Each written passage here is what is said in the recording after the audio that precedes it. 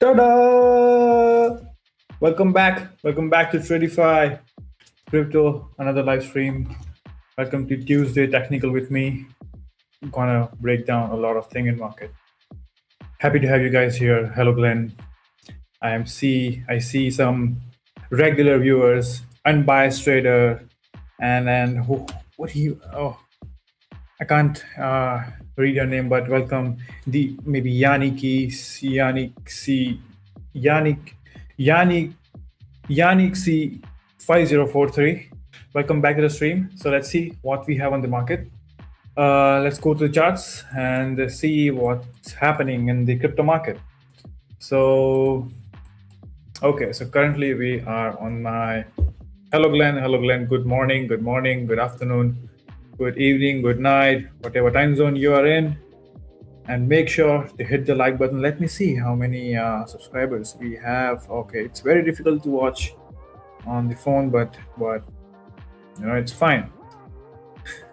So yeah, so looking at Bitcoin, what I can see is price is finally going to take out this low, and this kind of setup gives me enough confidence that the only goal is to take the swing low, because there is nothing which is going to bother this rally lower. And I think Anastasia is also in the shorts from maybe some candle, and the stop loss were around here. So I'm assuming she is still holding this and assuming that the price will go till 53,000. And I'm also looking at for the same level. But for now, for intraday trades, I always like to analyze what we have on the current swing low, because I'm a terrible swing trader. So looking at this, what we usually do is mark the wicks low as support, but you can see that it is broken with a really good volume, and this is going to act as support. And I should remove this one because this is a higher time frame key level, which is of monthly. So looking at the price action right now, looks bearish and clean on the Bitcoin. And let's go on the 1 hour and see what do we have here below the weekly open. So and this indicator is available on the Discord if you guys want how to get the opening price and stuff, and the lines. These are the time frame alignments. So these blue lines you see on my chart are nothing. This is the previous daily open. This is the Saturday. Oh, wait. Maybe no. I'm on the. Oh my god, the opening price is of what? It should be of daily. I coded it for the daily and it is marking something else. That's what happens when a trader a non-coder tries to code using AI. Anyways, I'll fix it. Hello robot, hi cake bot. Yeah, he loves cake. I don't know, every single day he talks about cake. But yeah, so I think I have to fix this one. It is a good find out that the openings are not correct, and I'll work on this after the stream and make it correct. I don't know what's going on. It was working fine before. It is working fine on the weekly. Yeah, it is not working well on the 1 hour. Let's go to the okay, on the 15. On the 15, I feel it is good. Yeah. So only issue with the 1 hour. Let's see what I can do. So yeah, on the lower time frame, obviously it looks stuck in a range, but let's see what we have on the Ethereum, because that is not a pair which is bearish. As I said, it is not weak. Also, it is not below the weekly open. That indicates that this pair is still have some bull momentum, and the bears are not really strong here, even though we are in the bearish trend. So you can see this clearly that the swing low are pending in Ethereum, and the swing low are very close to be taken right now. Are you the sell side? I think we are very close to it, so it will go below this 58 level, and I feel people who are shorting it are having good time. Look at this momentum. Like, I think yesterday, I think maybe around here, NSA went short, and this went up again, and now going lower. And I wish it to continue much lower, because there is nothing for me personally on the higher time frame, or maybe on the different time frame. Okay, so there are a lot of things not working well in this indicator. I have to do some repairing after. Yeah, so don't use it for now. If you're using it, I'm done playing today. Thor Jack, you are not first. I was the first one to write something in chat. You're number one. Yeah, let's see who comes to number one in 15 minutes. All right, and also make sure to hit the like button and today's like target. How much should we keep it, Roman? I think it should be 35. Yeah, 35. Good number. So 35 like, and we do the giveaway today in the live stream. So yeah, make sure to hit the like button, and we are very close to 2,000. Maybe how close? Maybe 200 more subscribers, and we'll do massive giveaways in the next month in July, I guess. So yeah, so Ethereum is weaker, as we discussed yesterday as well. It is not a pair which I would look for shorts, because assuming that if price would continue higher in this counter trend, then I would go long on Ethereum than Bitcoin. But we are again following the higher time frame trend. So looking at that, I would go for shorts in Bitcoin than Ethereum. So that's how I use both of them in terms of strength and weakness. And let's take a look at Doge after how many week maybe. So yeah, let's go to Doge and look at this thing. Okay, it is much weaker than the when we expected. It is much lower. It's going so lower than Bitcoin and Ethereum, and I feel Doge is the best pair in terms of price action. It is best. Let's go on the 4-hour and mark every single area, like the 4-hour wicks and stuff, and looking at this pullback. I know we use volume profile and stuff, but assuming that today, and also I have prepared some things where I'm not going to use volume profile. I'm just going to use the candles ideology. I mean, not really using any fancy stuff, but the way of getting key levels would be so accurate. Not so accurate, I must say, but I'm going to align the supply demand to make it perfect. So looking at Doge, this is what I would call it a key level, just with the wicks. Okay, and also we have good number of transactions happen, so this area works as point of control. That's how we use it every single day on gold and on many pairs. So the robot is saying, let me go make 35 friends.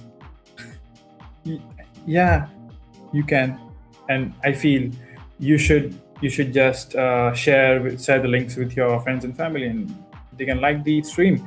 Elon is so busy and forgot to tweet Doge. I think he should actually tweet something about it, or maybe use this coin as tokenized somewhere for transaction, and we can see good maybe thing happening in the Doge. And one more thing is that whenever I see price closing below the wick on the Doge, chances are really high that it will fill it. Something that never happened in Bitcoin and Ethereum, but in Doge I've seen this happening every single time, and the chances are 70% above. And we have Jonathan with us in stream. Yeah, I had to jump in because Roman, our producer, said you're panicking because you have post-traumatic stream disorder. But you seem good. Seem like you're managing quite well. Yeah, it's like, where are you? Roman, where are you? Can't do this alone. There was only 5 minutes left. I was like, oh, where he is. Yeah. I like how Roman tells everyone, you got to be a little bit early so we can set this up. And Ayush is like, Roman, where are you? You got to be early, Roman. Yeah. All right. What's up, guys? Hope you're having a wonderful Tuesday. It is the 30th of June. June 30, the last day of the month. Have we looked at the monthly candle? Oh, yeah. I forgot. On the Bitcoin. Thor Yak asks, Roman is a shy guy. No, Roman is not shy. Not at all. Actually, quite the contrary. He speaks way too much in the background. We can't hear each other. He's the producer. Sometimes I have to mute him. He's talking so much.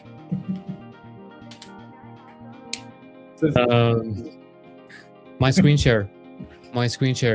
Yeah. Look, he's so commanding. Put on screen share. And he's Russian as well, so it's like super. What is it like? It's a very, very dominant accent.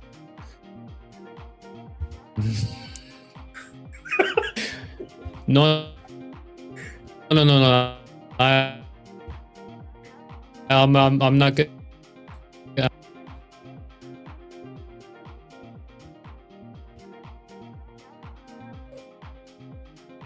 Is the stream running?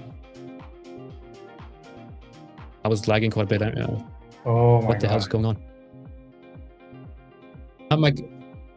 It's my PC. I got too many screens on. Not too many screens, too many tabs on. Yeah.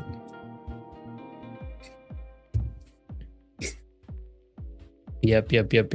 I was browsing only candles.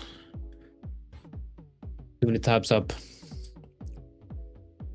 Looking at all of those sexy candlesticks. Yep. Change my Wi-Fi password. Why would I do that? Why would I change my Wi-Fi password? I have the one. I have the one that says on the thing. Tonight, football, or as the less mentally capable would say, soccer, but it's called football. We all know that. Sweden versus France. We're gonna get destroyed. The French people, they're gonna keep one guy, Mbappe, they're gonna keep him on, and then the rest of the team is gonna be digging 11 graves, and then they're gonna be putting Swedish people in the ground tonight in the US. It's gonna be crazy. Memdex Web3 says, good day, guys. Good day. Hopefully Mike is not here, so he's going to get a panic attack as well for post-traumatic investment syndrome when he invested a shit ton of money in Memdex and actually thought it was a good project. Can you believe that? The coin called Memdex, and Mike goes in and just buys a ton of Memdex. He's now down 97%. It reminds me of when I invested all of my capital in a Japanese chatbot, which was the next big thing. Turned out it was a scam. Surprise, surprise. They weren't Japanese. They were not disrespect, but Indians. Okay? They said they were Japanese, but they were a team of Indian scammers, and they took all my money. From the Nepal side. I know. Okay. I gotta get a grip on myself here. Mike's in the comments, but it's not on the live stream. That's weird. Weird behavior. I like the assurance. Something. Robot says, "What are you buying?" I was gonna say this is a family stream. Family stream. God. What type of family watches this? Like, hey kids, we're gonna watch two degenerates gamble away their money in crypto. Yeah, Dad, I want to see that. Let's bring some popcorn. Let's trade fart coin. Dad, can you tell me that time when you made 10K trading fart coin? Oh yeah, son. I just looked at the chart and I pressed 100 times leverage, 1,000 times leverage, and I went all in. And that's how I met your mother. Pulse Shane baby down 99%. Let's check it. Pulse Shane. Crypto 7366. What are you drinking this AM? I'm not drinking. I've been sober for the last 12 years. I think that's the issue. The issue is that I'm drinking too little. I need to start drinking again. That might fix my trading issues. Oh, actually, yesterday me and my brother were having a beer, a non-alcoholic beer. Oh, really? Yeah, and that's the first beer. No. I never had beer. And I wanted to taste it. You never had beer? No. What's wrong with you? Never beer? Okay. No. So like we were having it. So it tastes like actual beer. That's what the shopkeeper says. We were drinking it outside the store, and it actually looks like a real beer bottle. And an uncle came and he started lecturing us that you guys should not drink and stuff, And I was having a long day, I actually did a lot of work at my home, cleaned my room and stuff, and I was like, I want to have some beer, and had a red day as well. So it's like, let's drink something. And he gave us the 30-minute lecture on health, and I was like, yeah, okay, uncle, so you'll not do it again, and my brother said, let's open another one because of the lecture. So we had another one after he went away. Man, I like that. Ayush, you're such a gangster. You're probably on the street corner of that store with your Tradeify cap, drinking alcohol-free beer, getting lectured by old men. But I was actually not enjoying it, but my brother was. He's young, and he said, "Oh, let him carry on. We need some entertainment with the drink." So we heard everything. I also drink. I'm a little bit of a drinker when it comes to non-alcoholic beer. Guinness, 0% Guinness, the blue one. Actually pretty good. Yeah. Very good stuff. Robot says 0% Heineken. Heineken is good. It tastes like cannabis. I don't know why, but it does. And it's made in Amsterdam, isn't it? I think it is. Unbiased trader asking, you had bang? Oh, I had. And I saw sky turning green, and some extra planets and stuff, and it was revolving so fast.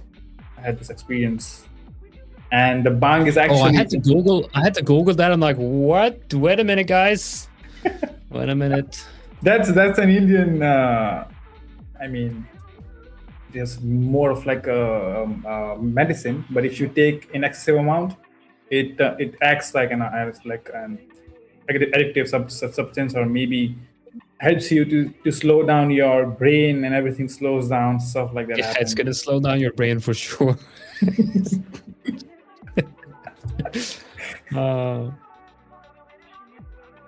Nah, man, Ayush, you're a gem. You're a gem, not a gem. I like you. You are one of a kind. You clean your room, you take care of your family, and you drink beer after you've taken care of your family. That's what it's all about. You gotta focus on the important stuff. Yeah. Bang will send you on an SPCX rocket. Ayush from India. What do you think? What do you think? No, Ayush is from Iceland.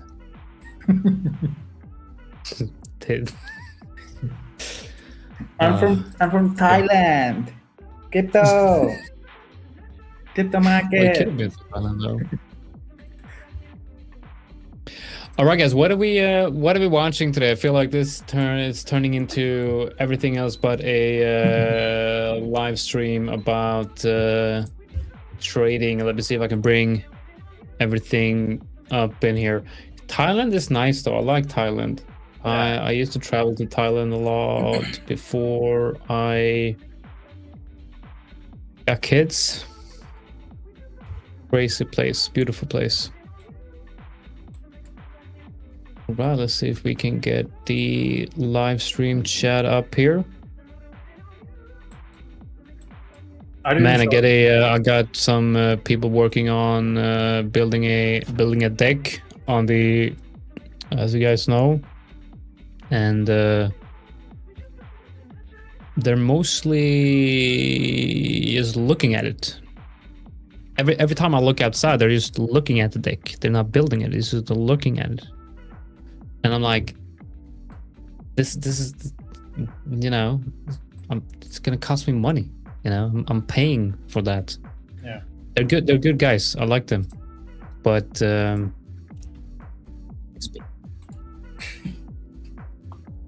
if they're gonna come on stream, no, I don't think so. That's not gonna help our numbers. Oh, maybe you can teach us a thing or two. Yeah, maybe. Thor says, I watched a Hangover movie and saw that Thailand is good. Yeah, Hangover is very good at advertisement for Thailand. You watch that movie and you're like, yeah, I gotta go to Thailand. Anything can happen. Anything can happen in Thailand. Okay, so guys, I'm watching the DXY right here. This is the DXY, the so-called the dollar currency index. It is the dollar weighted against a set of other currencies. It's a basket of currencies compared to the dollar. I think 60% of the euro. So this is mostly the dollar versus Euro USD. And I can actually show you a example of this. So if we're adding Euro USD here, you can see that it's invertedly correlated. And if I switch the chart, holding down Control, pressing I, known as Alt I, you can see that they are very much correlated. And that's because the DXY is 60% Euro USD. But if we go to another chart here of the DXY, this is something we talked about yesterday as well. We have a breakout on the dollar here. And while everyone is bearish on the dollar and all of that, right? We've been accumulating here for quite some time. We're now breaking out. And then if we go back to Euro USD, you can see that Euro USD is also in the process of potentially breaking down from this range here and potentially coming down and test that 1.11. If Euro USD is going to test 1.11, then probably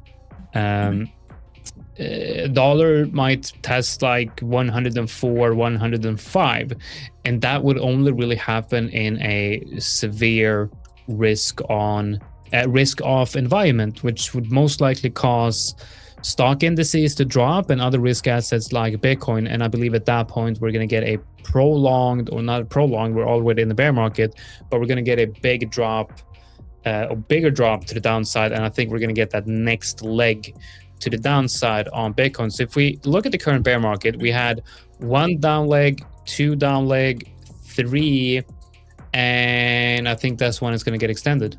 Yeah. So I think we're just at the beginning of that down move. Traderator TV says, bro is breaking up. Am I breaking up? Or is he saying...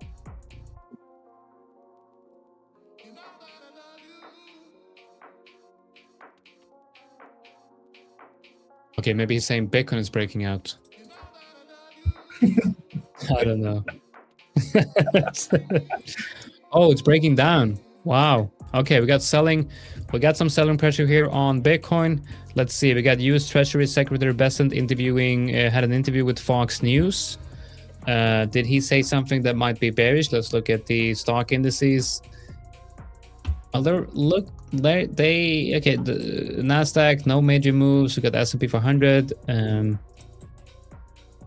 Not too much, but we're getting a little bit of a down move here on stocks, and obviously that leads Bitcoin even lower. So there is. What about Germany? What is it about Germany?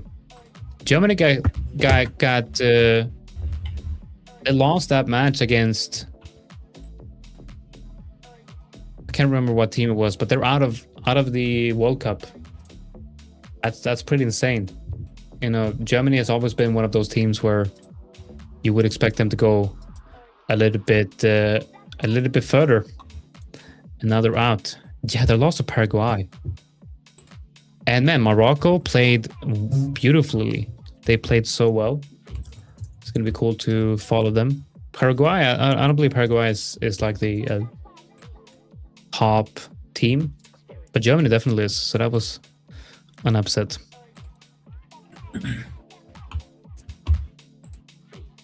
Okay, Bitcoin. I'm going short on Bitcoin. Yeah, I think it's a good move. And targeting the 58,000 swing low on the 4-hour, because I think we already created the resistance level in between this red area. So I'm not gonna hold it. I'm just gonna go 1:1 on this. A swing 1:1. Maybe it will take maybe today or tomorrow. I'm assuming we'll see 58,000 soon on the Bitcoin. Not and Ethereum, I don't feel it. No, Ethereum is still very strong. Very like it's not for bears. The swing low, I think it will not tap into. Not today, maybe next week. But Bitcoin, yes. And Anastasia is also selling it from the yesterday candle, and I think she is still holding it till the 52 or maybe 53, the next support level we have on the Bitcoin.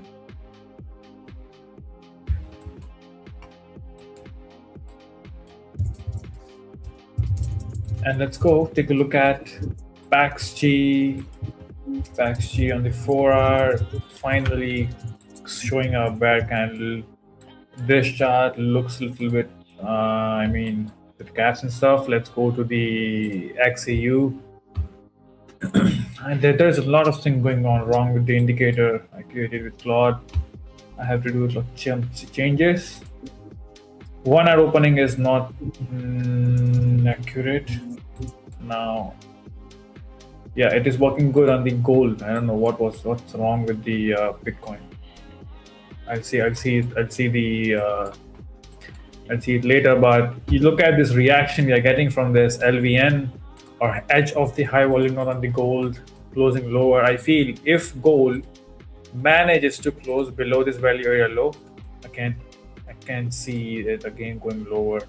So we can prepare for something like this on PAXG for the intraday trade, 1:2, something like this.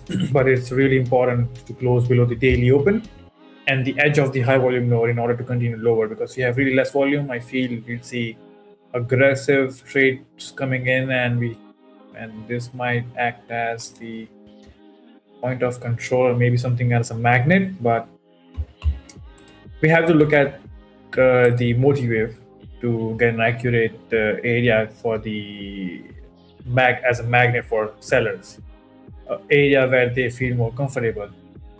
And it's like I'm also gonna, I think today I'm gonna explain soon later in the stream that how we can use just candles, or maybe a candle or some a range and stuff as a volume profile without using any tool, and identifying the best key levels or maybe targets where we can potentially get good trades, something like that. So it's like not blindly trading with the Japanese candlesticks, and I'm not going to use any volume profile tool, volume profile or order flow or anything, just trading view, and we'll break it down step by step how I used to think about candles and how I merged it with the volume profile, and that made really make sense. So yeah, so it's like you just need TradingView for today, not any fancy tool or maybe a platform to trade. So that's my view on the gold, and we are just in the retracement, and I feel it is for Jonathan, it is in the reload zone. If we use the fib from the top, from the swing high to swing low, if I'm not wrong, I'm assuming that would be the 0.618 level on the gold.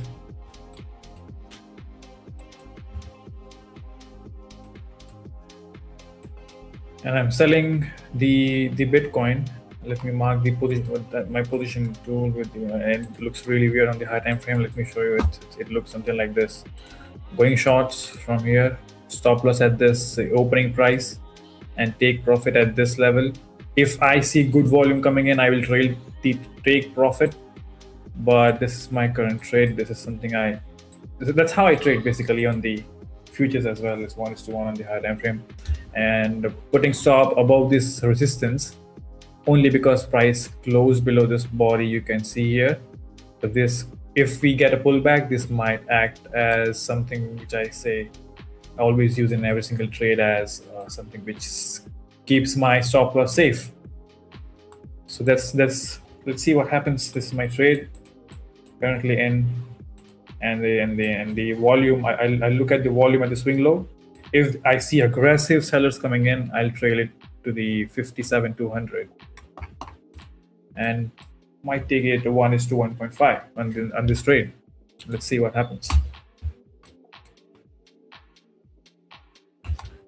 Right, so there's a message I had to go through, but that looks good. I like that sell. It's a lot of selling pressure here, so I think it's definitely doable. Yeah.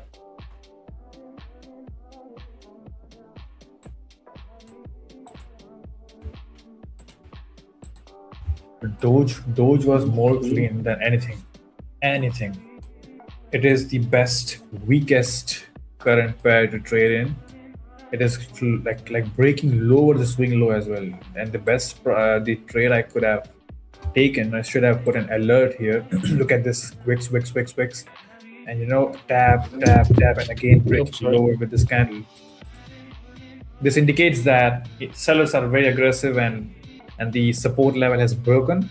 So I would take sell here, put my stop loss at the opening or maybe at this candle wick high, and target the swing lower, maybe much lower, because this is the best I think current pair, which is heavily bearish. And I feel let's go in the monthly. Okay, so my next support zone on the Doge is 0.06207. I don't know what's going to happen to Doge if we go below, below the swing low. Do you think, Jonathan, oh, look at those headphones, pretty big.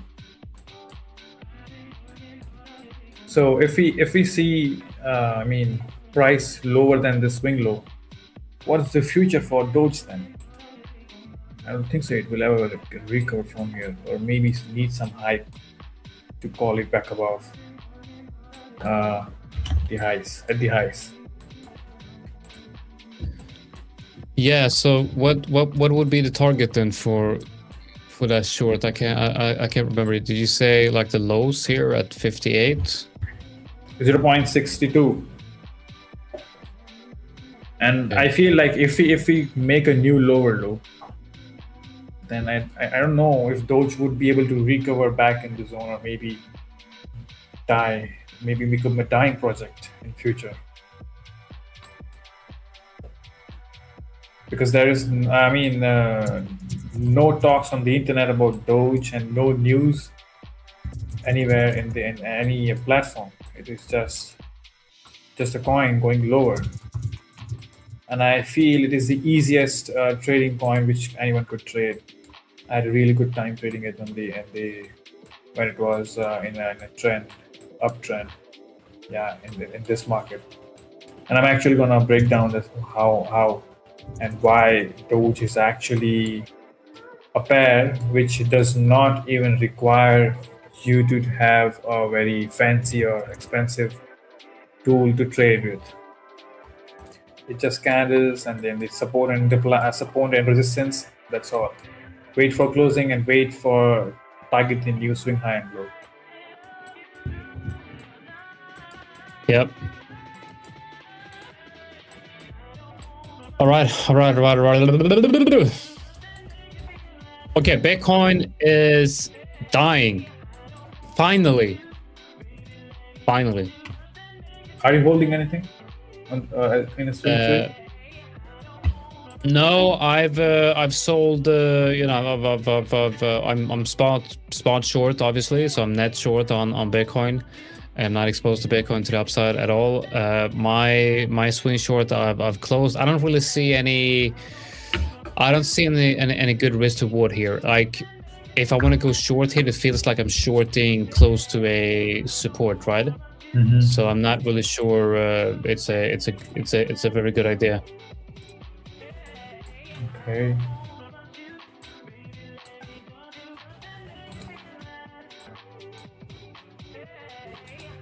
For me, it is actually nothing but the just swing lows with nothing. We might see some pullbacks. That's what I always like to see whenever price hits the swing low or maybe swing high when we're in uptrend. I like to check the volume. If it's a lot and price is holding, then the sellers are getting absorbed.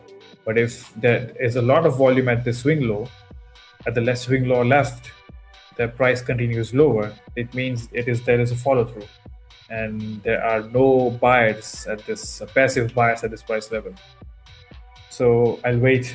So that's why I put my take profit here to be safe. And if I see good volume, then I will trail.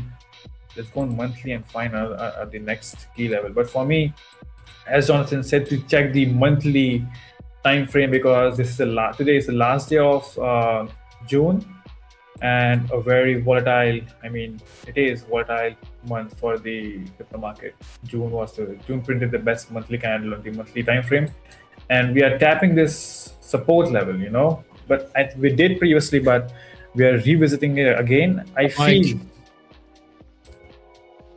No, Romeo, you can switch to Ayush as well. Is he saying? Sorry, Ayush, carry on. Oh yeah, I can hear him. Oh.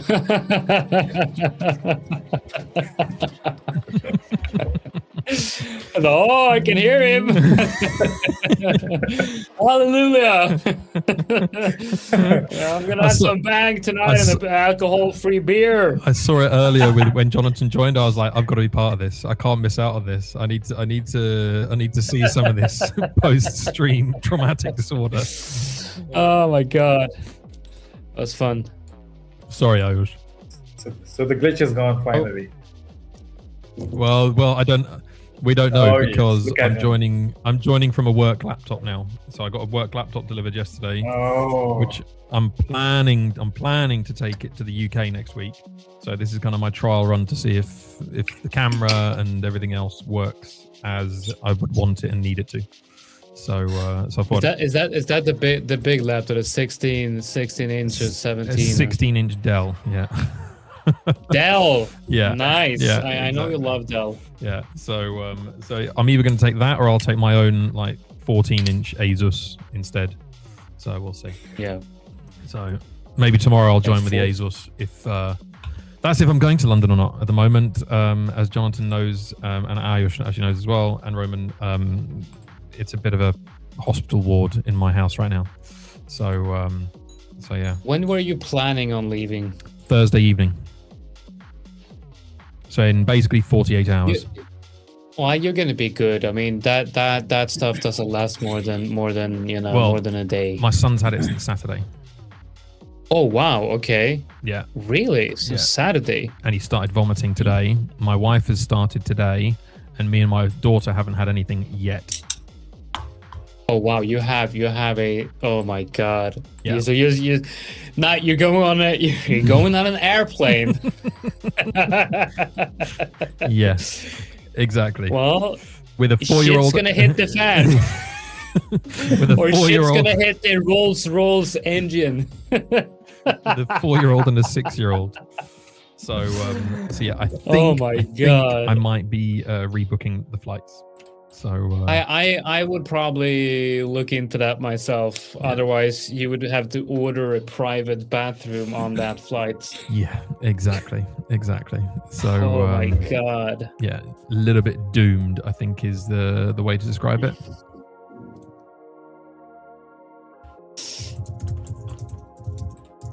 I'm just trying to open up because I'm on a laptop. I haven't got like 4 monitors in front of me, so I can't see the chat. So I'm just want to check on the chat. Yeah. What's happening in the chat? So yeah, guys, as you can see, look at this reacting. I suppose we are in a bad range of the gold. Need some volume to push lower this thing. Maybe this support level we have.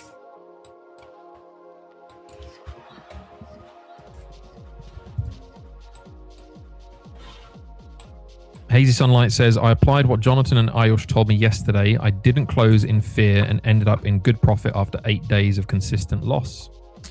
Thank you both. There you go, guys. You actually helped somebody. You're welcome. Somebody listened to Jonathan as well. Wait, well, who's listening to me? Hazy Sunlight. What the fuck are you doing, man? Can't listen to me.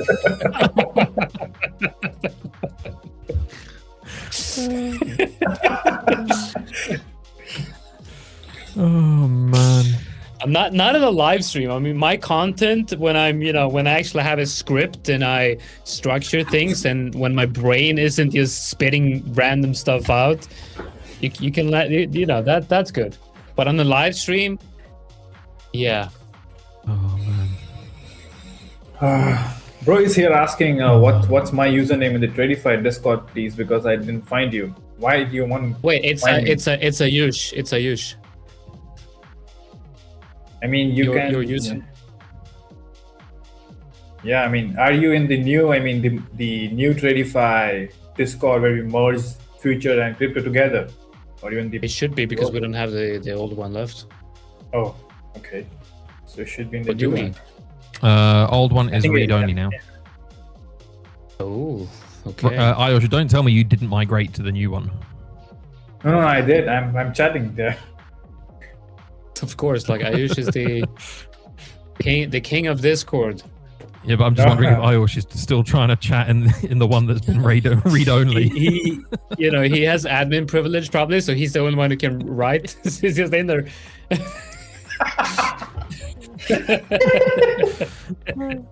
Ayush is just in the Discord on his own, just chatting to himself. Yeah. No, I like to read my name in different colors. When we have some gray, green colors, and there's some purple coming in, it feels so good. Oh my god.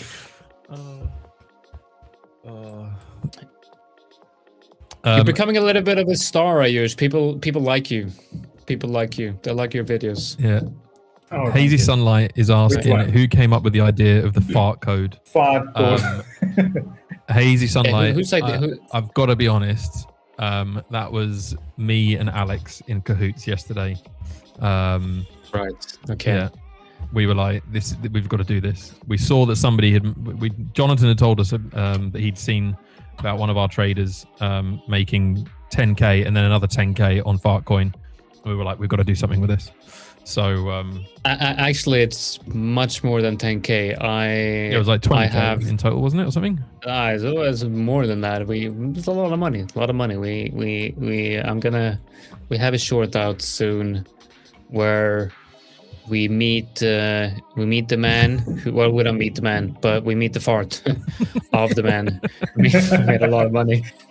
We're going to see the follow through of the fart. Yeah. Yeah, the extension. Oh man! That's the idea of volatility. Volatility when it compresses, eventually it explodes. It releases. Yeah, it releases. Yeah. Hazy Sunlight. How do you know it was going to be me? I mean, I'm granted the current situation in my household suggests that it would be me to come up with something related to Fartcoin, but But yeah, Bro is here. It says he's in the one with 89,310 members. Then you are in the right one, Bro. And then all you got to do is make sure you've got crypto trader role assigned to you, and then you should be able to see Ayush in there. Yeah, I'm very easy to find there. You'll see some messages every single day. Yeah. I think the only thing I'm going to have a problem with is that I look as on the stream, I just look like I'm looking down all the time. It's because my laptop is obviously a lot lower. Yeah, that's why I'm not using my phone for chat. So I need to look at you guys like this. Rather than don't do that, man. Don't do that. That's scary.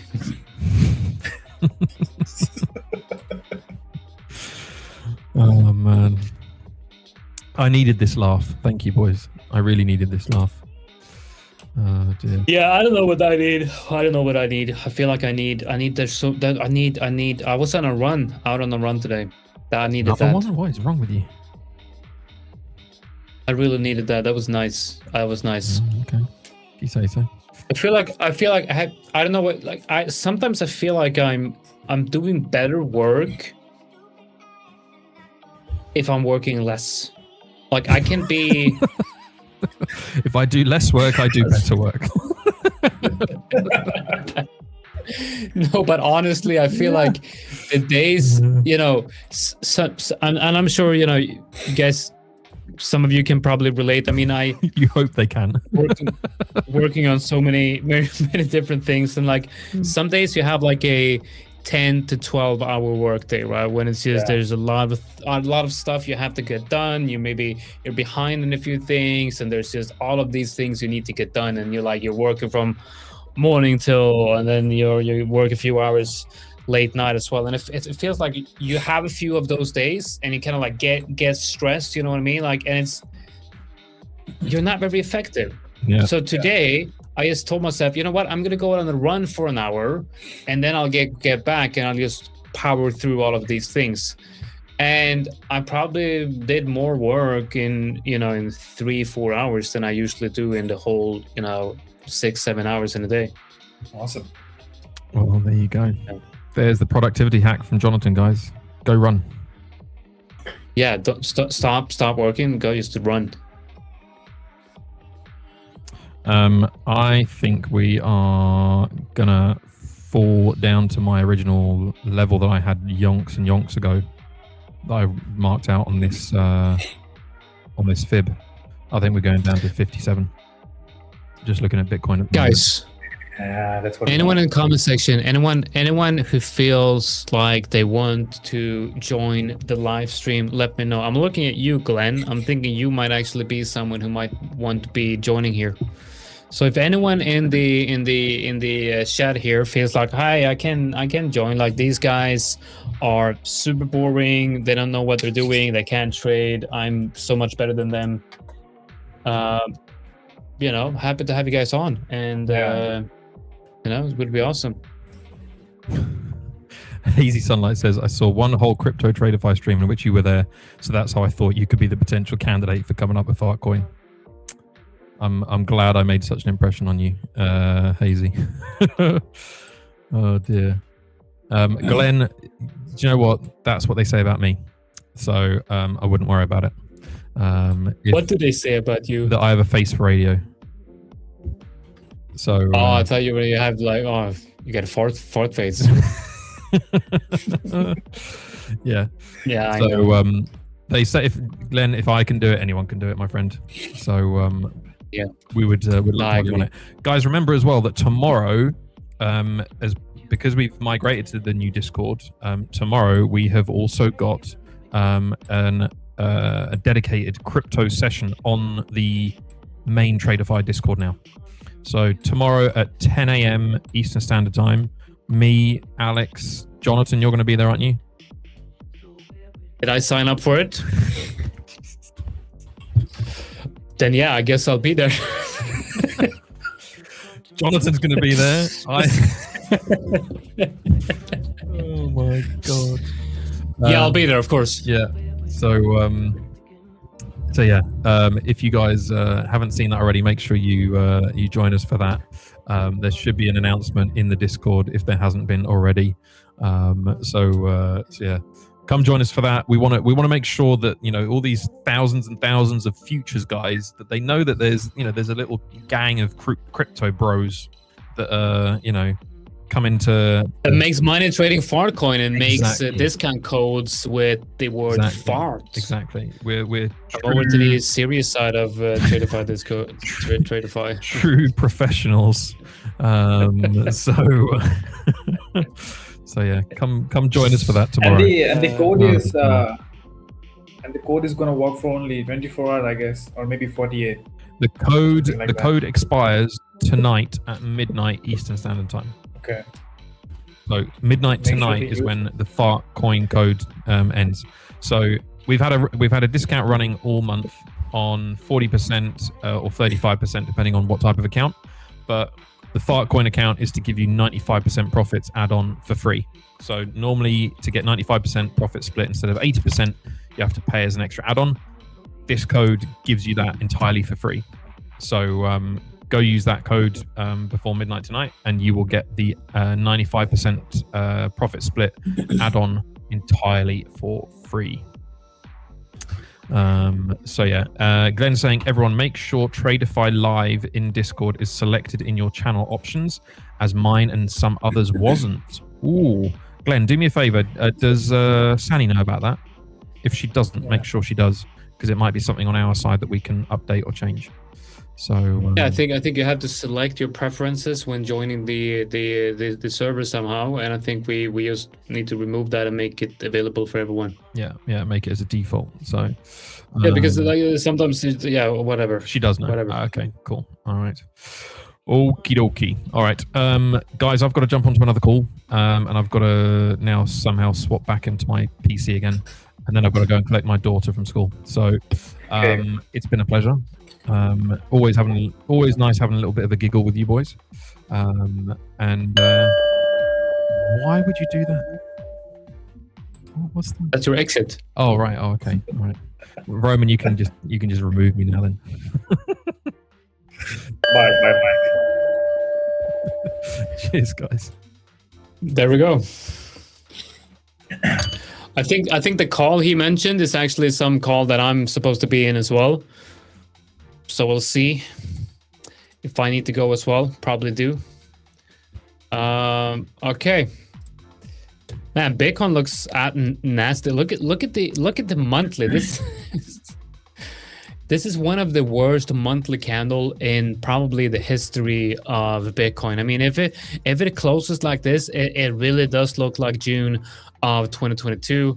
We have, of course, the March of 2020. That's the the month of COVID, when the Chinese bats did their thing and caused havoc over the world. It's not bats. We all know it's engineered by humans. But yeah, let's not get banned from YouTube. This is a bad candle, bad price. Look at the 3-day, bad as well. Everything's just bad. The 1 hour also very bad. Yeah, a lot of selling pressure today. Guys, it's time for me to jump out as well. Ayush, you're gonna do your technical Tuesday. Yeah. Let's do it. And I am going to leave you guys, and your screen is gone. There it is. I'm gonna share my different screen for the presentation then. Yeah. Okay, let's get Ayush's screen up. And everyone, I would like to wish you a fantastic Tuesday. And I will not be seeing you later, because I would not be coming on later. I'll have this call, and then I will be not sure what I have planned. That's right, I'm going to pick up my son. Good that I remember that. Yeah. Okay. Guys. All right, guys. See you guys later. Yeah. Wow, nice exit. I should have something like that. Okay, so now the Tuesday session with me begins, and today, like in all session, I have no presentation for you guys because I don't know how to make one. So I'm going to use TradingView, and I'm I always talk about this tool, that tool, and this platform for this thing. But today what I'm going to do is I'm going to share my view on the candlesticks like I used to use when I just master, maybe we can say, got to know more about the candlesticks and stuff using the TradingView and just Japanese candlesticks instead before using volume profile. So now what I'm going to do is let's go to the plain chart, and I'm going to draw some things here. So what do we have on my screen? I want the chat to tell me what you guys can see on my screen right now, and we'll see how many of you got it right. And I think we'll do we have 16 people watching, 10 likes. Let's see how many likes we have. Let me reload my screen. We have 13 likes, 15 people watching, 16 people watching. The target is 35 for the for the giveaway. And the builds from XRP XLM 3623, the first YouTube username I was able to read saying a range of, a consolidation. That's what market does. And the second stage is the trend. It can be an uptrend. Let me make it an uptrend. And higher high, or breaking a previous swing high, a pullback in the zone, and again continuing higher high. So this is an uptrend. And another one is a downtrend. Okay. So these are the three stages we have. Personally, for me, that's what I learned. That's how I learned about the candlestick and stuff before using volume profile and the order flow thing. So what price does? Consolidates, follows the trend, and again consolidates, and again follows the trend. The main thing is to understand there are only two things happens in the market, like cycle: range, imbalance, and trend change, again range, and again imbalance. So now what we are going to do is, Glenn is saying ranging between support and resistance. That's exactly what I wanted to hear. So now what we're going to do is I'll try to make it super stupid simple, so that no matter you are using a volume profile tool or maybe a platform or not, it will always align with your bias or maybe the key levels, which you will see on the TradingView first, then on the platform. So it's like to make it more stronger with the candles only, not using any tool. So what I'm going to do is remove this, and I'm going to draw some sort of, and be honest, we have in the chat, we have 19 people, and I want every single one to write. I should not keep it blank. Let me write. How many of you use fair value gap? The very famous tool which many ICD traders use, and I do, but I use it with the volume profile. And how many of you use fair value gaps? Hello, Grey Note. Hello. The Grey Note uses the fair value gap. So now I'm actually gonna show you guys that how to actually use the fair value gap. And the most famous is this one. Just writing I. This small I looks more fancy. The IFVG, inversion fair value gap. So we have Grey Note using the fair value gap. We have Thorjack. So we have two people already using this gap. And now what I'm going to do is I'm gonna use it in a way to make your gaps, or maybe fair value gaps, high probability. I use your LVN strategy, which is more like using fair value gaps. Glenn is saying I use your LVN strategy. It is not a strategy, it is a tool which shows you where the actual supply and demand is. And that's what we are going to shape our today's class, maybe presentation. So FVG and IFVG both are very different thing. Let me show you if some people don't know, and I'm not really big fan of using every single fair value gap I see in the market. That's the worst way possible to learn this thing. So when we have 3 consecutive candles, so this is one. I know it was supposed to be green because market is going up, right? And we have another one with the wick and making it green, which I really want to see in the crypto market. It's been red for a year or maybe more. So whatever gap creates in between these candles is what people call a fair value gap.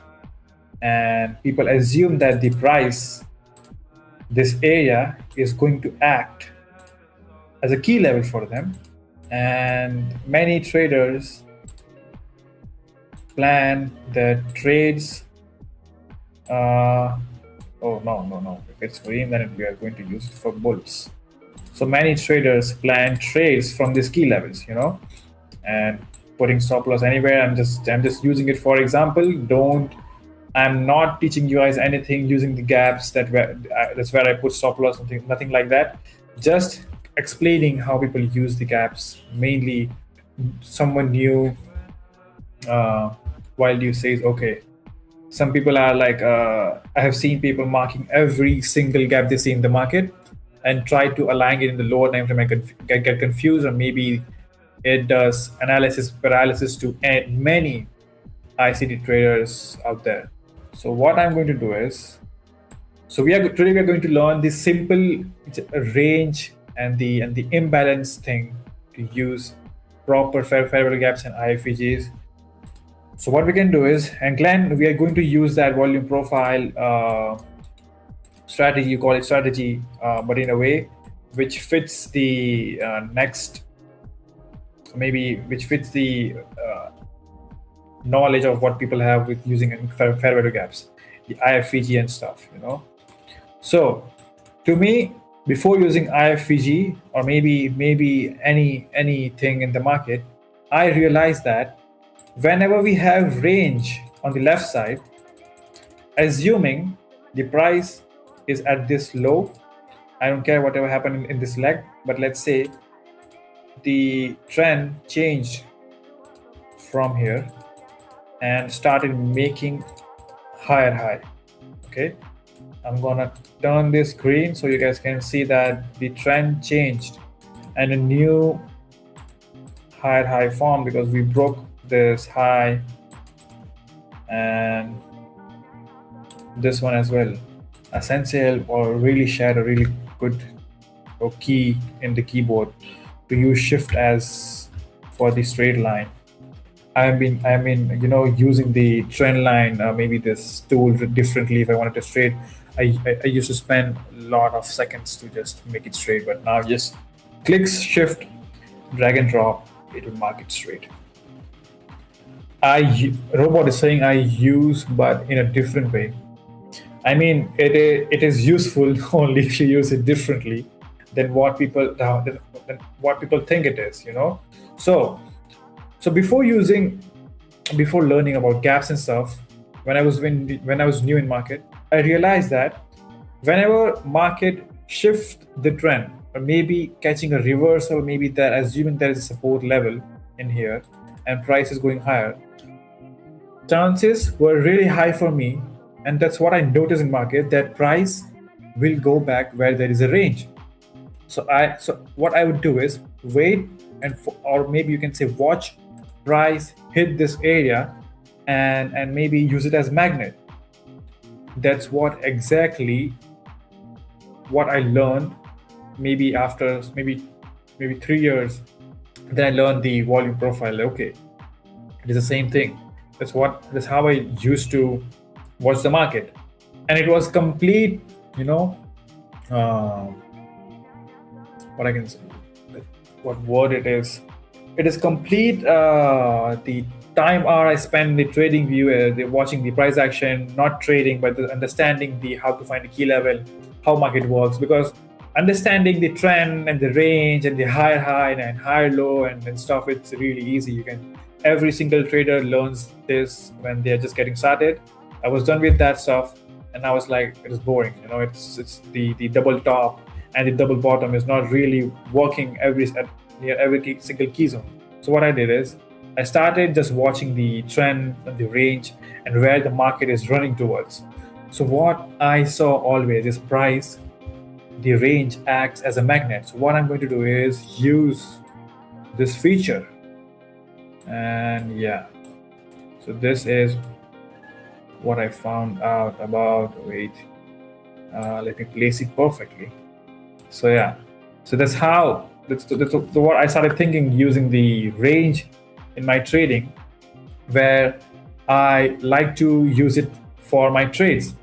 And before I used to target the highs and stuff, but later I realized that the targeting and stuff and maybe high RR is not something for me. Let me target these lows and stuff in the market and call it a day.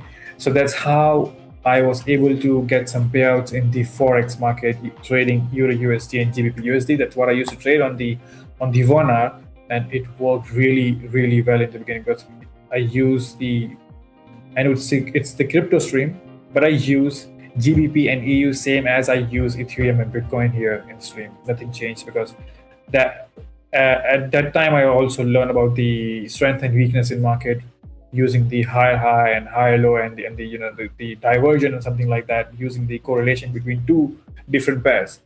So what I used to do is I used to target the high many times, but many times I've seen that the chances of price taking that high was very less. So what I did is I used to target the swing low, or maybe the range low of the swing we had on the left as a target. So what I would do is go long here, it would look something like this, and targeting this high. I know the risk to reward is less, but the accuracy was so high that the trade used to go and take my profit, and the chances were above 60% during when I was trading the euro and stuff. So that gave me enough confidence that if you spend time in the market and watch the price level, or maybe you have no strategy, you have no knowledge, or you don't know any fancy names, or you have no one to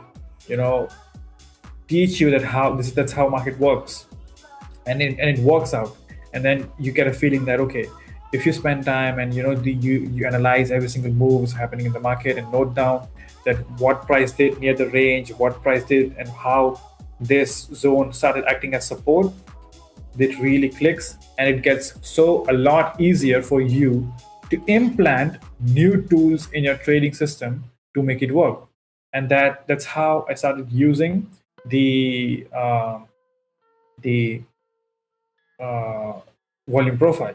And if you talk about fair value gaps, the IFVG is doing the same thing here. What I used to do, okay, price is in the support level, a normal wick of higher time frame, there would be a gap.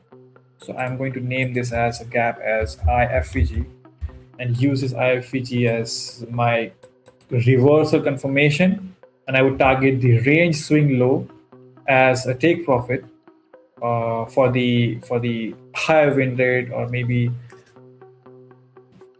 increasing the chances of me getting that target easily.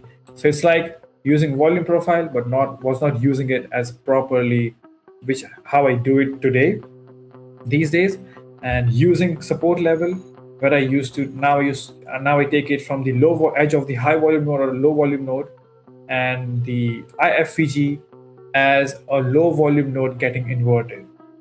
So now what I'm gonna do is I'm gonna try my sketching skills and show you guys how you can implant new things, or maybe some useful tools to increase your understanding of key levels in the market. Because at the end of the day, whatever strategy you are using, our main focus is to find key levels, right? We're not here to spot every single, or maybe try to learn every single move in the market. Rather understand okay, this is key level, this can be my next profit target. If it wins, it wins. If it loses, it loses, because you have the data and the you know how your win rate and stuff works. So you're just playing out the probabilities instead of always waiting for profits or money in the market, you know. So that's how I started trading forex using the normal candle range and stuff. And now I'm gonna show you guys how I use this thing in the real market. So we're on the gold chart, and the current market is actually the best way to understand this thing. Now we can clearly see a range on the left. Wait, I'm gonna replicate same price action on the right chart, so to make it easy for you guys. Okay, so I'm gonna take it on the right side. I know it looks weird, but you can see this is a range, you know, a range. And if I get an idea, and yesterday there was like a lot of sell limit placed at this area. I mean, for that you need to use the book map and stuff, which I'm also going to cover in future. So I saw the price was trading maybe not pushing higher at this area, because there is a lot of passive sellers. But today we are not going to talk about them. Look at this weekly open, price closing lower. So I thought, okay, let's take a shot on the higher time frame, placing SL at here and targeting the swing high. So my take profit was this, because I know the range works as magnet. So whoever is, or whatever person, or maybe if anyone wants to sell from a reversal area where trend changes, always try to make sure that on the left there should be a range to work as magnet for your trades. And using volume profile, I mean, always you will have the point of control near the zone. So range acts as magnet for your trade. Always, I mean, I'm not gonna say always, but I think the chances are very high. I think 70 to 80% of time, the ranges acts as magnet for price, because buyers and sellers are very happy trading at the key level. And the volume profile video is out on the YouTube channel. You guys can watch it there, because over there I have explained how the range and the imbalance market works. So we have Mamdex asking, Ayush, from your perspective, is it wise risking more in the evaluation stage to pass an eval and then reduce your risk in the funded phase? So it totally depends. Personally, I trade the same way I trade in the funded stage. So there's nothing different for me. It's like I always allow myself to give enough chance. It depends on what's my win rate is doing in current month. I'm having red days on the lower time frame, because I trade on the lower time frame and I see some red days coming in, I would try to lower my risk. Or maybe, let's say, if I have a 2,000 drawdown in my account, so I would risk $200 a trade. Yeah, I would risk $200 a trade, and take profit would be 200 as well. So it was 1:1 trade, and it takes a lot longer to pass the evaluation and get the payout. But the ROI at the end of the month is good, just because I was being careful. So it's like I only go aggressive when I have some buffer in my funded. And for evaluation, it depends. Let's say my previous payout was 5K and I'm investing $500 in the evaluation, and the $500 is not big amount compared to what I got paid. So I can play aggressive just to pass them and then be careful during the evaluation. So it depends on your investment. You know, the money you are using to buy evaluation is something coming from your big payout, or it also depends on the percentage. Let's say I get a 5,000 payout from a firm, and then invest 50% of it, then that's bad math, and that would really scare me to even the evaluation as well. So I always try to throw some money which I don't really care if I want to go aggressive. But if I care about the ROI, then I would play slow. So it's all about the money I'm putting in and trying to recovering or maybe increasing the ROI and stuff. So it's like some months where I don't get some payouts, where what I do is I buy some evals, play slow, and again run the payout cycle back and keep it running. That's how I use the prop firm space, and it is so different if you're using a live account. The game of risk management entirely changes when you are trading a live account. So for evals, there is a lot of space for you guys to experiment, or maybe get payout and stuff. You can't do all of these things, or maybe testing, or maybe trying new things out in the live account. So prop firms are the best because, and personally for me, like if you are coming from a country where you can't open the live account when you're trading in the foreign market.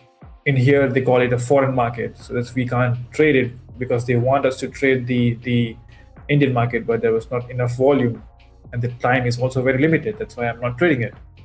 So yeah, so that's my take on the risk management in the evaluation stage and the funded. It keeps on changing for me. It is not always consistent. It depends on how much payout I'm getting, how much I'm throwing back, and how much I'm again planning to pull out from the thing. So it's like always making sure that you should have a clear idea that how much you are putting out of your pocket to trade with the firm, or maybe if you're experimenting something new. So yeah. If you guys have any questions, let me know in the chat. And now, what I'm going to do is show you guys some examples where the range actually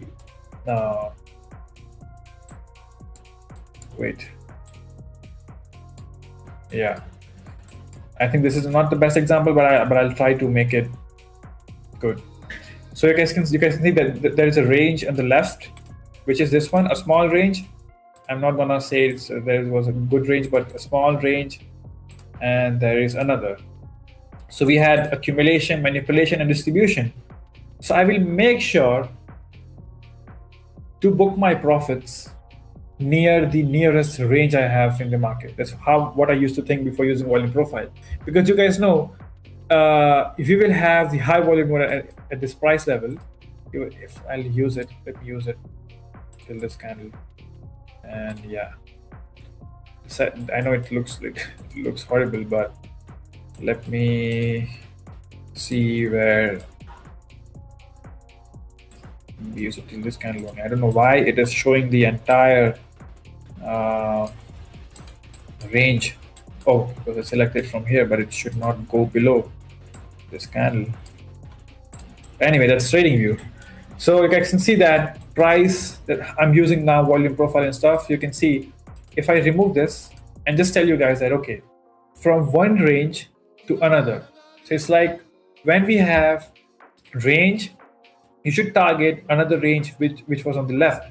Just try to wait for this current range to break above or below. So it's like really important to understand where we are having the manipulation. Sometimes price will range and continue lower without manipulation. That's fine, because not always there will be a manipulation in market. Maybe something like this, a wick high, and then going lower. It can be directly delivery, or maybe an imbalance created with some news, or maybe some volume, or maybe aggressive seller coming in. Same for the buyers. So it's like not always, but you have to make sure that the first range is delivering price to the next range on the left. So you can see the price came lower. I know it was a news candle, it was FOMC at this time, and I actually traded some evals in this price level. So you can see the price rejected, again going back to the range, and I would use this range high as a support level, or maybe an area where I should take my profits. And you can see it gave us a reaction, and price went again back where. I know this is a very big fair value gap, but you have to understand that in order for fair value gap to work, there should be a range in the left. Then or chances are really less that the gap is going to hold the price. So that's how I use it. So it's like always using balanced market as key levels, as supply demand, because the imbalance is where we are trading. We like to trade where there is an imbalance. There is a seller imbalance again. There is a buyer imbalance. So the imbalance, I know in the ICT terms, imbalance means fair value gap, but the imbalance is where this only the one part of the market was aggressive, not the other one. That's what we call imbalance. The imbalance creates fair value gap, and the fair value gap should have range on the left to make it actually work as a FVG. So you can mark every single fair value gap and just get mad over it because it's not going to work every single time. Thorjak have a question. I have a question for last week. Do you think ICT concept can actually be qualified into systematic strategies, or does quant trading completely outperforms directionally trading long term? So the thing is, I see ICT, and not ICT but many trading strategies are derived from like same thing. At the end of the day, I don't think so. And like if someone is using, so it's not about the strategy, but it's like using some components to make it work for long term. You see a lot of traders performing really bad, performing really good with the ICT and the IFVG out there in the X, and some are still cursing it because ICT is not working for them, and something else is working for them. Maybe on order flow, maybe normal supply demand, maybe EMAs, maybe Fibonacci and stuff. So it's like there is no single strategy which is going to promise you that it's going to perform well for a longer run.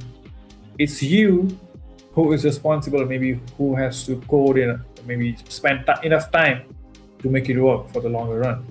So for me personally, the market behavior, which is range, imbalance, and again range, is something which is going to happen every single time. So that's how I use it. So like Thorjak, I mean, to be honest, the question you asked, I mean, qualifying systematic strategy and stuff, it's like you always have to do some twisting in your model to make it work. You can't copy paste the same idea which many people do on the internet. Let's say someone is using IFVG and some people start thinking that, okay, if I use IFVG, I'll become profitable as well. But it's their time in the market and the experience they have. Like that's what gives them confidence to trade using that one thing. So it's like, don't get me wrong, but the message is very clear that people who trades, or maybe people who are doing good in market, actually have their own understanding with a lot of data which they have stored for years. It's not like you'll see someone doing good with using volume profile and order flow.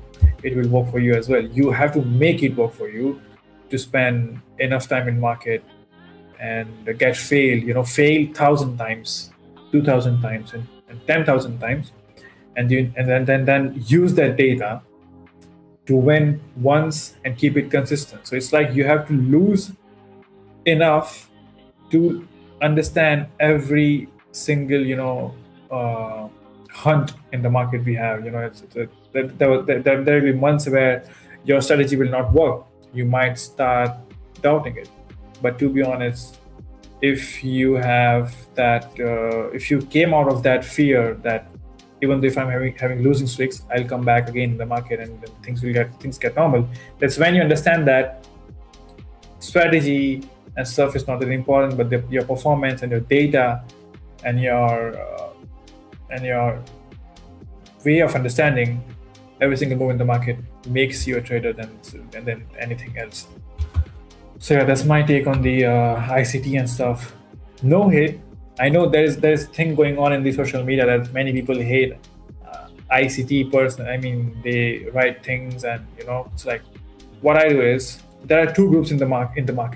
Group A saying my strategy is better. Group B saying my strategy is more better than yours.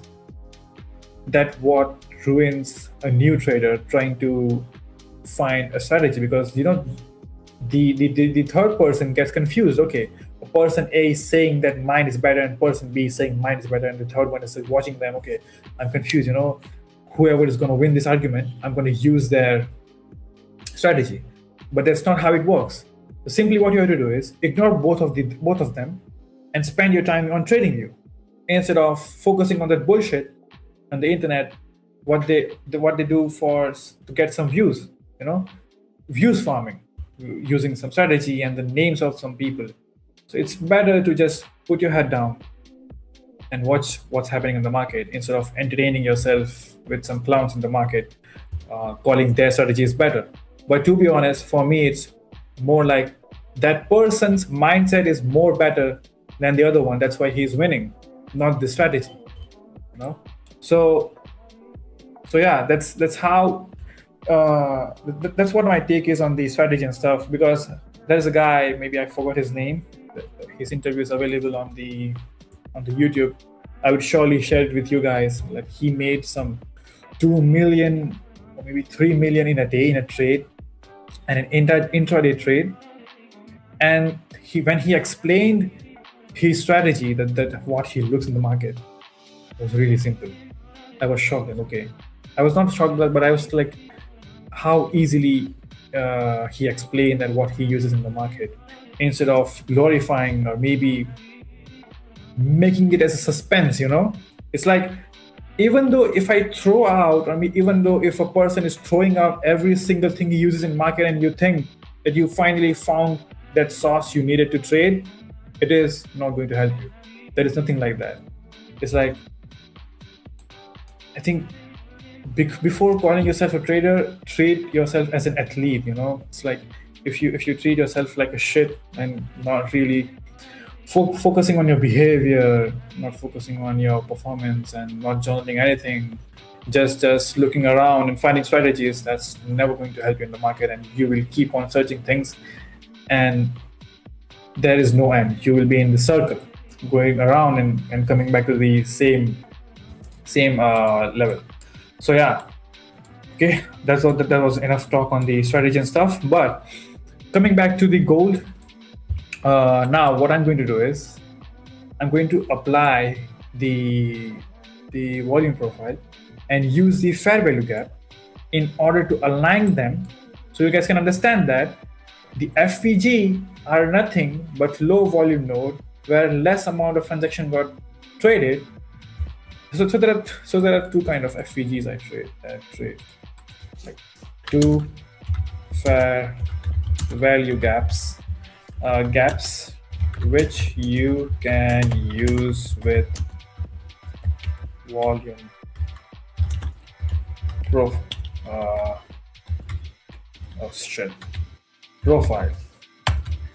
Number one is where we have point of control, or you can say a maximum number of sections happen, or it's what we call range. Range. So first FVG should align with the point of control or range, and the second one is the LVN, or edge of the HVN, where you find FVG and also an IFVG both. I mean, how many of you uses IFVG? It's really easy to use. But so these are the two ways where you can align your fair value gaps using volume profile. The one is gonna trading gaps. Robot trades gaps yeah, I mean, and if you want, you can use this thing which I call just gonna pick what works for you exactly. Trading gangs, okay, I read it incorrectly. Trading gangs, exactly. Robot. I mean, he's a robot, but he's typing like a human. Just gotta pick what works for you. So if you're having trouble using FPGs, you can find several gaps near these areas. And now what I'm going to do is I'm just gonna mark FPGs near this area and make it work. Okay. Just gonna pick. Okay. So what I'm going to do is let's on the 4-hour. Or maybe 30 minutes.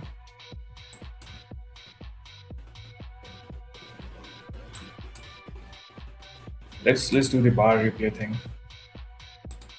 And yeah, let me remove every single indicator to make it clean. Going to use dragging and dropping this volume profile from this range to this candle. So you can see that price came back again at the point of control, and the point of control is where a maximum number of transactions happen, where buyers and sellers are happy. That's why that area acts as mag.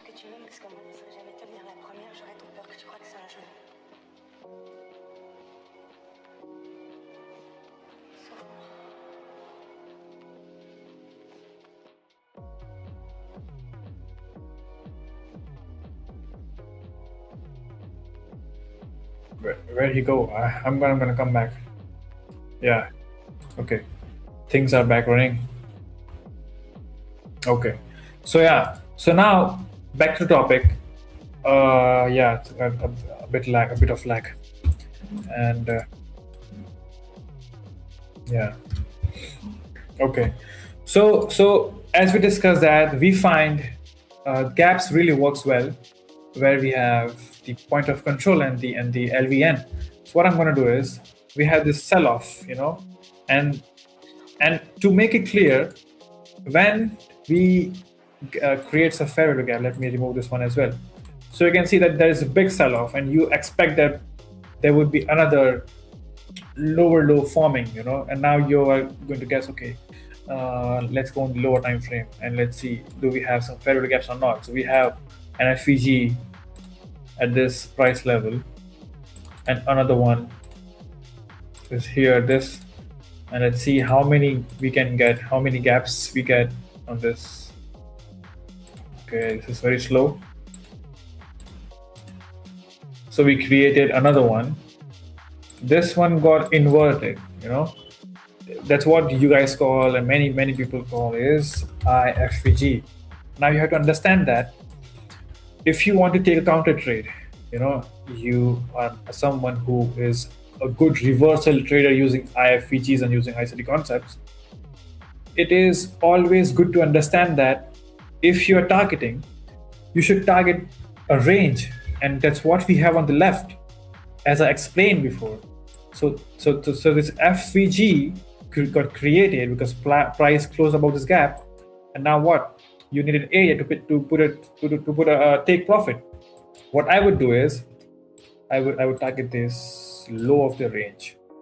If I would be trading the ICD concepts, and then just wait for and price tab, and then going lower. But for me, to be safe, I always target the range low. That's what I used to do in the euro trades, And then back then I was not using the fair value gaps. What I was using is, okay, price break or maybe made a higher high, and now it's gonna make stop loss at the swing low, and then target the range low. And when I started using the volume profile, I was like, oh shit, it is the same. So that's what I used to use in the euro market, in the forex market. And every single market behaves the same way because buyers and sellers always try to do transaction where there is a fair value. And is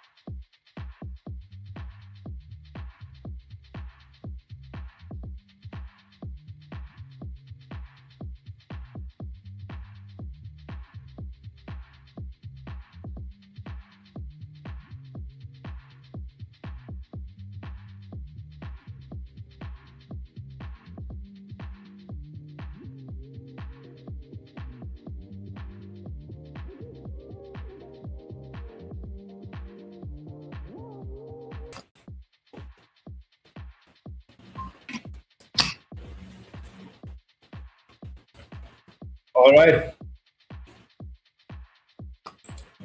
Okay, so we are back. There's a minor issue. Now we're back and we continue with the thing. So let me know. In the meanwhile, let me know. I mean, was the range targeting session was helpful? How to target the range and stuff, and how to use the caps and everything available in the market.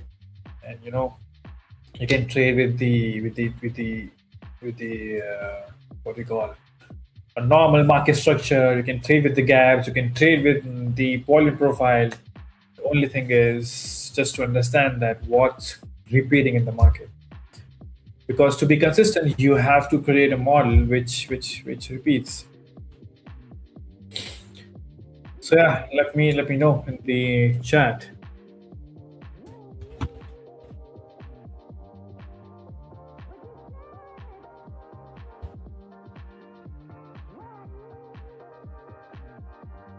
And also, okay, we are doing a giveaway. I think that we are back. Okay, so yeah, I mean, so you guys saw that how I use the range, and even if I remove this tool, so just using the range, marking them out. If I'm bearish, I mark the highs to target my take profit, and if I'm buying, I target the low of the range, just to be safe, or maybe trail my take profit or something. But 90% of time, I would book at the lows or the highs of the range, because I don't really like to target, or maybe never trade like this. It's like a stupid thing to do in market. Let me make it 20, because one of my friend was saying that he wants to learn trading and he wants to get this risk to reward every single day in the market. I told him that continue with the university of studies, because you're never going to get this consistently. Maybe he can get it once in a life and never again. So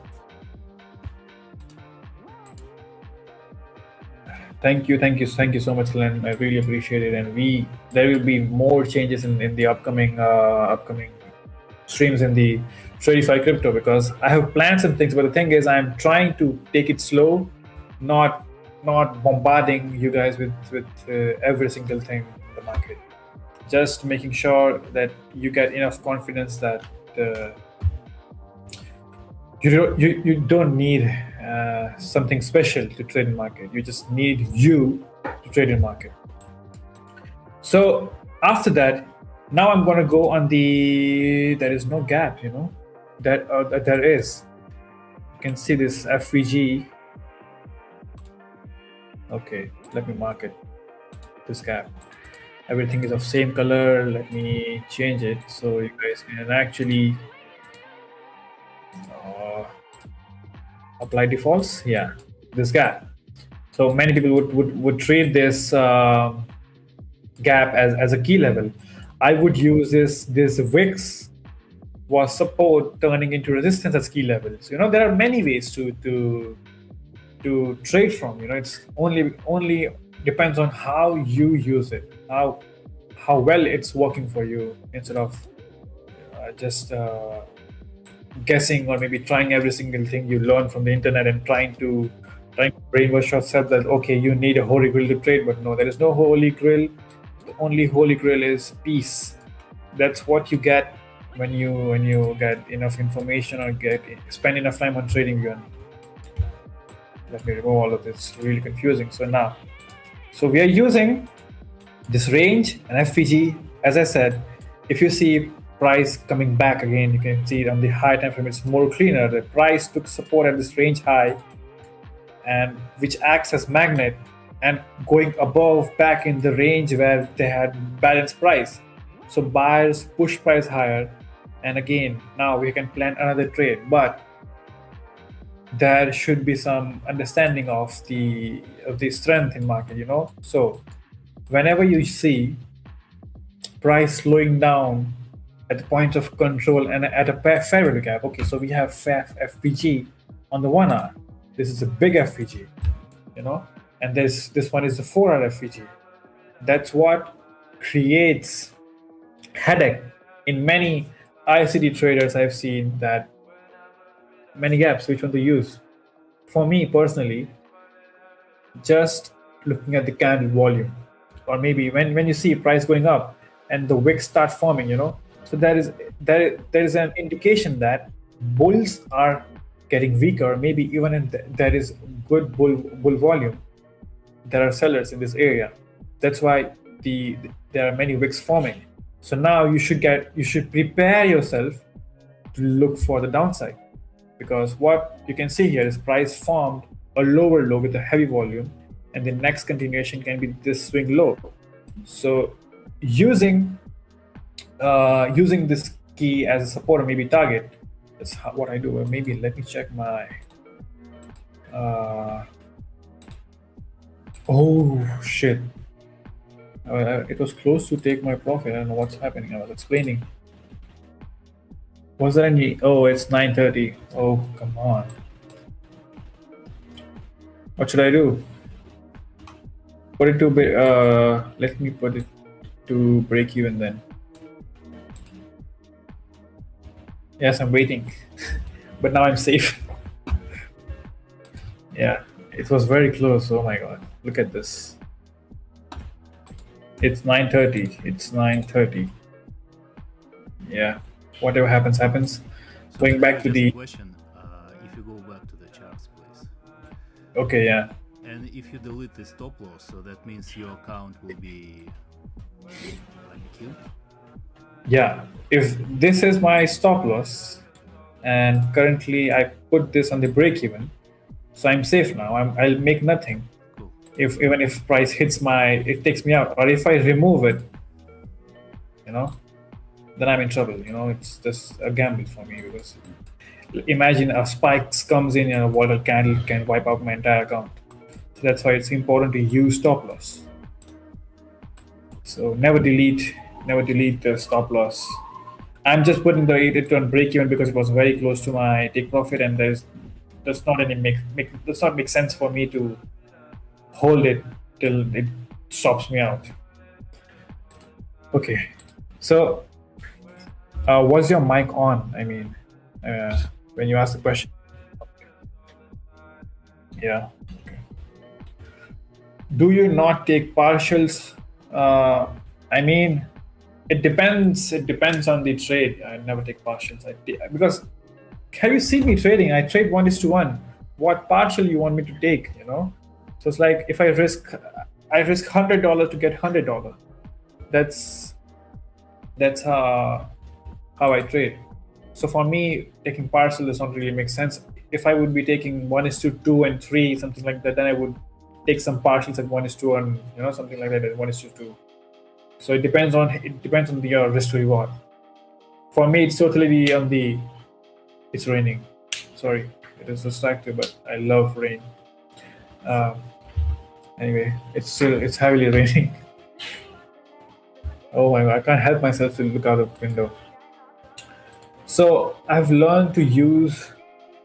Okay, let me reload my chat.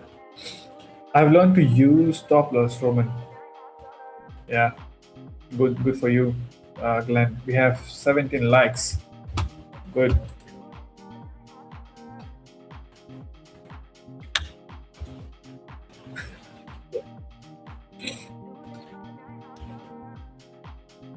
Oh, okay. So that's the reason. I mean, let's say Roman, if a person is trading only one account, then it is good. You can do whatever if it is proper. Yeah, and imagine if that evaluation account is connected with a lot of funded account, then he would always put stop loss. You can ask this question: that can you do this when you have many accounts trading, the copy trading together? Copy trading. Okay, cool. Yeah. So no one would do this kind of thing if they were managing their portfolio. With one account, they can do whatever. That's what I do when we have news to pass it quickly in the future space. So that's what I say. Throwing money out of my payouts and passing some evals to add something on my portfolio. We only have nine people here, and I love it. My chances of winning is big now, but we need 35 likes, my friend. Even if your chances are higher, Thor Jack. Should we do at 20, Roman? What do you think? Okay, so let's do a giveaway at 20 likes. Okay, yeah. So only because we had, okay, I think they heard you, right? Oh, so like only because we had some technical issues on the live stream, we are reducing the target. So it's 20 likes. At 20, we'll do the duck race. Future Yang, welcome back. Welcome back. I'm doing absolutely fine. What about you? Are you doing good? Is the future space treating you well? I didn't have 35 friends. I need more. You need only 3 friends. You can do at least that much. Okay. So yeah, coming back to topic. So whenever we have a very big range, for me, there are 2 things drawn on my chart. Let me make it a different color so it highlights. So this is I'm using this a blue line called. So whenever I see price tapping a range and going back to another range, I would book my take profit at the low of the range. But in here, the FVG is actually not going to help me enough to understand that, okay, in this entire gap, where am I going to take my, place my trade, or maybe where I should book my profits. So it's like, should I book it here? Let me place a long tool here, stop loss at swing low. So this part gets really confusing, that okay, there's a fair value gap. The players might change the trend from here, or maybe from here, or maybe from this 4-hour FVG. That's why these gaps in the market really ruins your head. I'm not saying they are bad. I'm saying there should be a proper way to use these gaps in market, instead of just scratching your head and marking every single FVG and trying to trade ICD concept and being toxic in the market. I mean, if you do whatever, but just stay away from the drama they have in the internet with the stuff. Okay. So Thorjak is saying, I have a personal question. When was your best AHA month in trading, Ayush? Best AHA trading moment. What is AHA? Can you please write the full form of it? Or maybe Roman, can you help me with the AHA? Do you know what is AHA?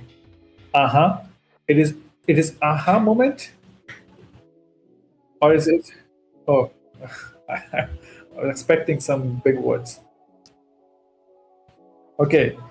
So my best aha moment was when I was, it was in the 2023 when I took a trade in eval.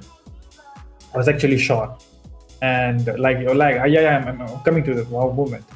So I was got some payouts, but I was switching to futures. I'm very new to futures.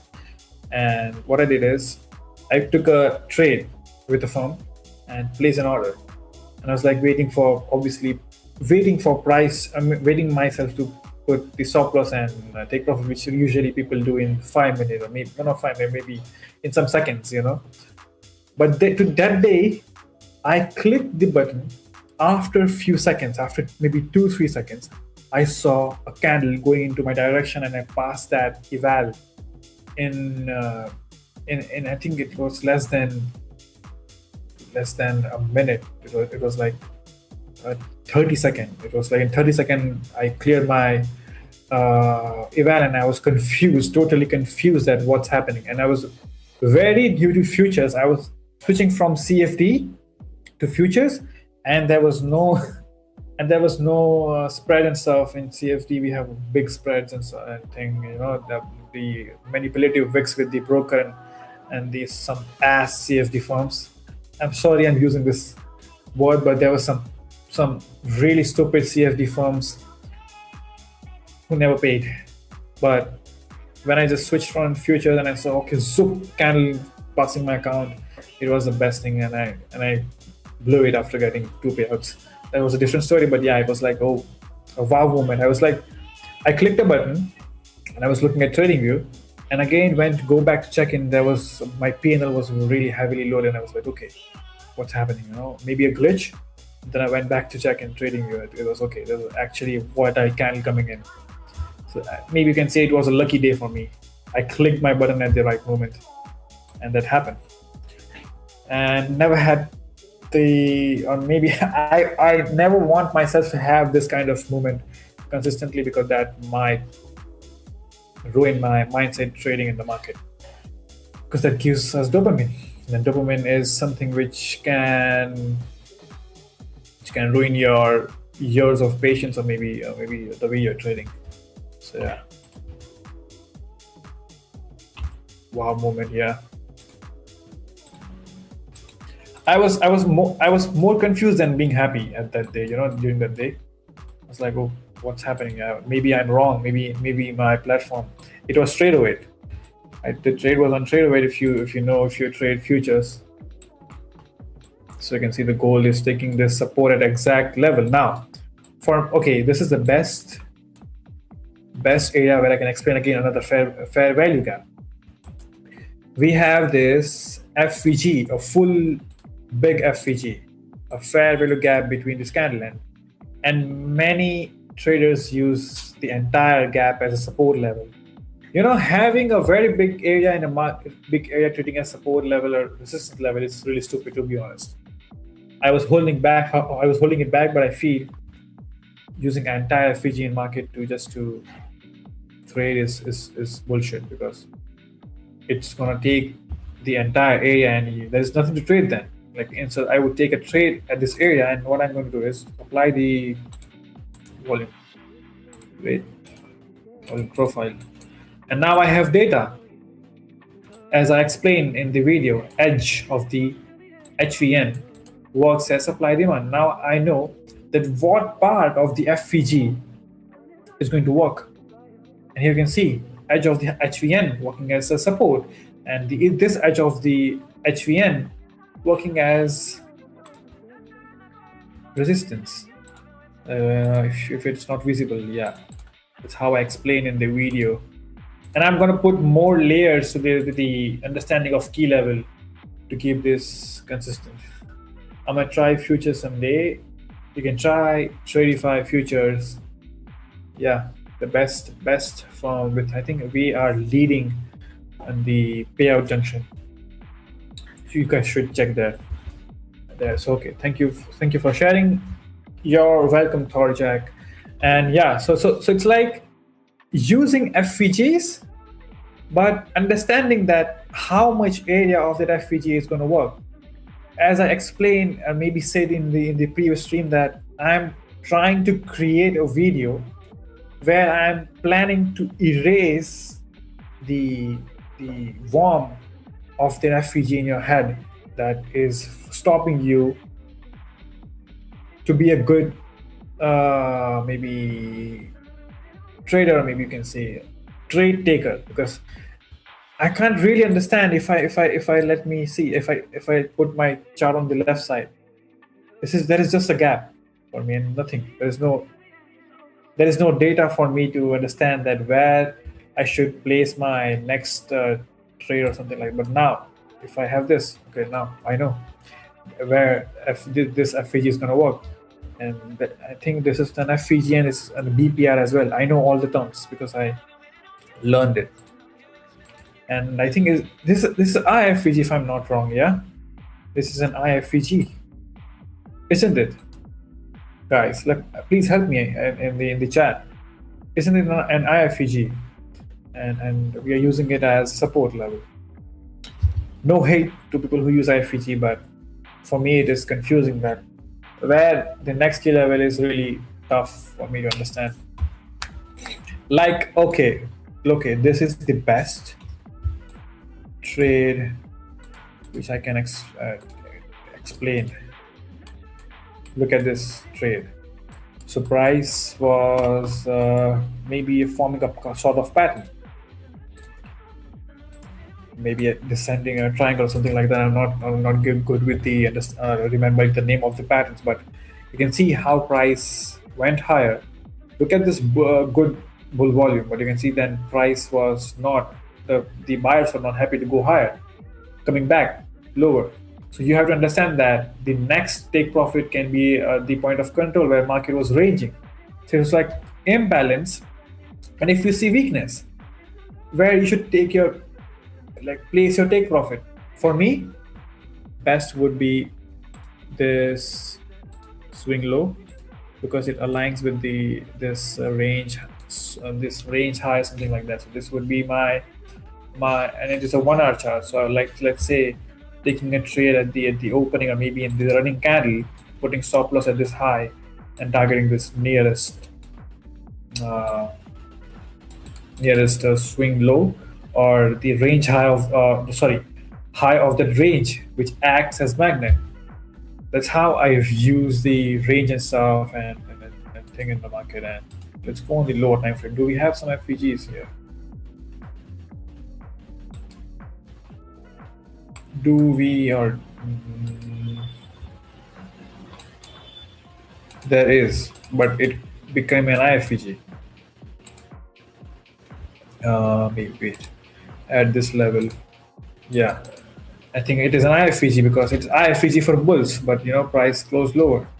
It's like no use. But here I can see, let me use the entire range. Am I using the entire range for volume profile? Where is the next dot? Oh no. Look at this glitch. Yeah, I'm assuming that it would be something different on the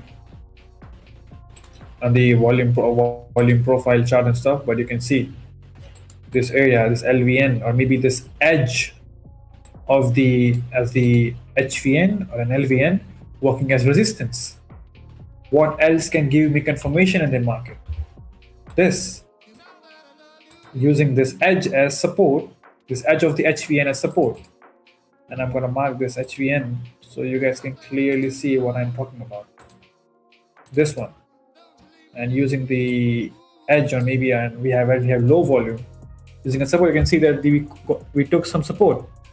Now, what I would like to see happening in this area when I want to take a trade, I want aggressive sellers coming in, and the volume of sellers should be higher in order to give me enough idea that I should go short, because many times we see aggressive sellers coming in, but there is no follow through. Price will not fall lower because there would be some buyers absorbing their orders, and be passive buyers.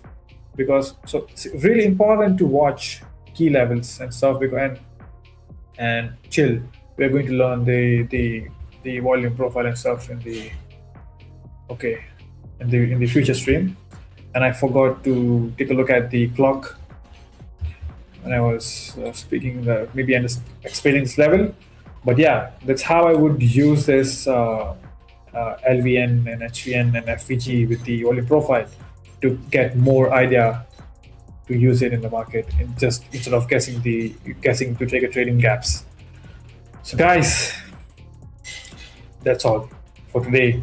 I hope you learned or maybe got some value with the explanation of how to use the range or candle, and how to properly use variable gaps. In future, we'll bring much more content to make it more simpler for you guys, so you can trade simply and easily with Tradeify crypto. Make sure to join us tomorrow. For today, I'm taking a leave. Love you and take care, and see you guys tomorrow.